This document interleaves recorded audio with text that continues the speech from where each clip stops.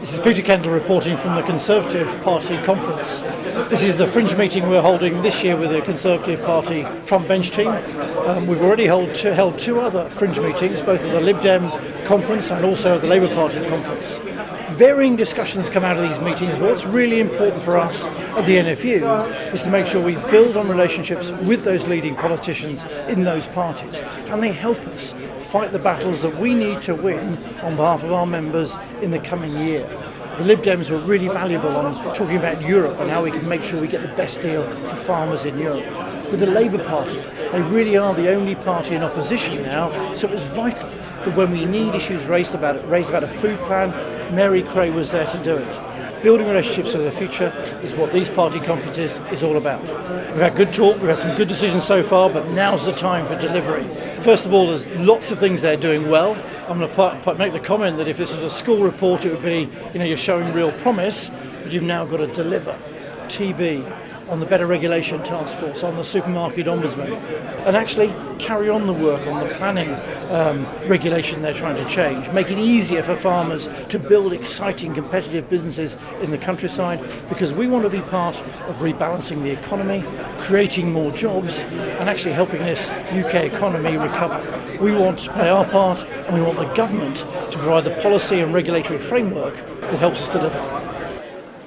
The Fringe events have developed over the years outside the conference. It's a good opportunity for a wider debate to be had with MPs and politicians other than in the main chamber where it's difficult to get a question in. It's really important to have them outside the secure area so any members can attend. It's open to all. The conferences do move around the country, so next year we've got conferences in the Midlands, the North West and the South East.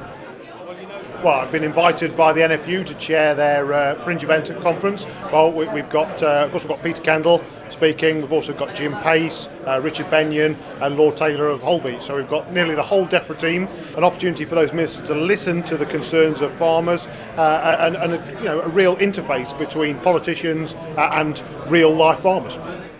Well, I've been a member of the NFU for most of my working life, and I'm happy to support it, and now I'm the Minister for Agriculture to be here to listen to questions from farmers that I hope I can answer. It means a lot to me. It's the job I've always wanted, and I want to help this industry. The first thing we did when we took office was to underline to our civil servants in DEFRA that DEFRA is an economic department, that we're responsible for a major industry, the whole farming and food chain. Secondly, we decided we had to attack bureaucracy, so we've had a red tape task force. We're in the process of implementing and reporting on all those proposals. Thirdly, we are bringing in a supermarket ombudsman to make better transparency between producers and the supermarkets. And the most important thing of all is we're trying to reform the CAP for the longer term in a way that encourages and enables the industry to be competitive and to compete in a global market. This is one of the highlights of the conference for us. It's an opportunity to really debate the important issues, and so I'm delighted to be here. Food security is one of the most important priorities for us in DEFRA. It's one of our three key priorities of this ministerial team in this government.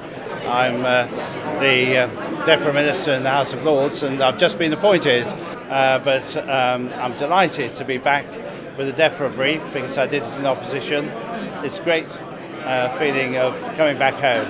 Well, I think it's a good insight to see how the ministers perform under scrutinisation from members of the NFU. It's probably one of the few chances we do get to see them close up personally and ask questions. Other than that, it's generally we normally write to them, but we get a letter a few weeks later, but it's never like looking them in the eye. We attended the Labour one in Liverpool last week because, whilst we might have our own political views, personally, I think of the NFU, it's good to be apolitical because you never know, we may need the opposition to ask the question that we want to ask in the House. So, it's good to really be talking to them all and having contacts. With the government in power today, we've got to host these events, we've got to be seen to be heard. It's hugely important for the NFU to come and be able to influence the policy and encourage ministers to understand the effects of those policies on our membership. we're lucky that the Conservatives are having the conference again in the northwest. It won't always be that case, so whilst it's on our doorstep, it's a good opportunity to come down and see them. I am a regular attendee at NFU events at the political conferences.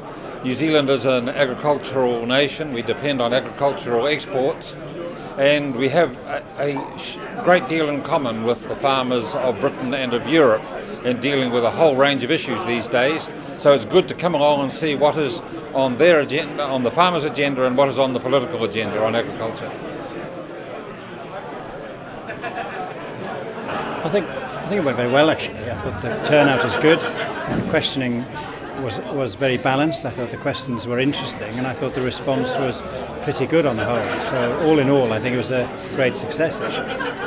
Great to hear from the ministers talking about the future of farming and the young entrants, because I think really the key to the future of our farming industry is to get those kids who are coming through college and get them engaged into the future of the farming, and let's take it forward. Some good news from Jim Paice. He's going to support egg farmers. He wouldn't give us the details, but it's great to hear he's backing the British egg farmers. So that for me was a highlight of the evening.